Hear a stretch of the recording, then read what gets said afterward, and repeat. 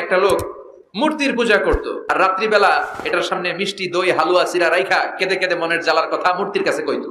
সে ভাবতো এটাই আমার বড় খোদা। সে আল্লাহকে বাদ দিয়ে মূর্তির ইবাদত করতো। একদিন কোন এক কাজে মূর্তিটাকে রেখে সে ঘরের বাইরে গেল, এক পাশে গেল। কাজ শেষে এসে দেখে তার এই মূর্তির গায়ে পানি। সে ভাবলো যেহেতু আমার খোদার গায়ে পানি, এটা নিশ্চয়ই ভালো পানি হবে, মনে হয় রহমতের পানি হবে, যেহেতু খোদার গায়ে পানি। জিহ্বা দিয়ে চাটতে শুরু করছে, চেটে চেটে সব রহমত নিয়ে নিচ্ছে পেটে। জিহ্বা দিয়ে যখন চাটতে শুরু করছে তখন সে পেলো যে এটার স্বাদটা কেমন যেন কটা কটা লাগে, লবণাক্ত। কিরে এরকম লাগে কেন?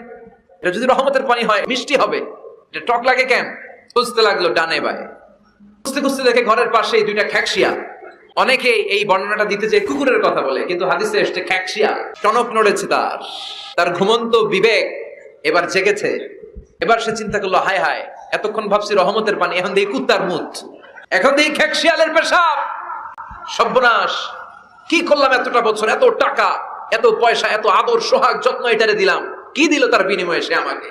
যে একটা খ্যাকশিয়ালের পেশাব থেকে, কুকুরের পেশাব থেকে নিজের বাঁচাতে পারে না, সে জাহান্নামের আগুন থেকে কিয়ামতে দিয়ে আমার কেমনে বাঁচাবে?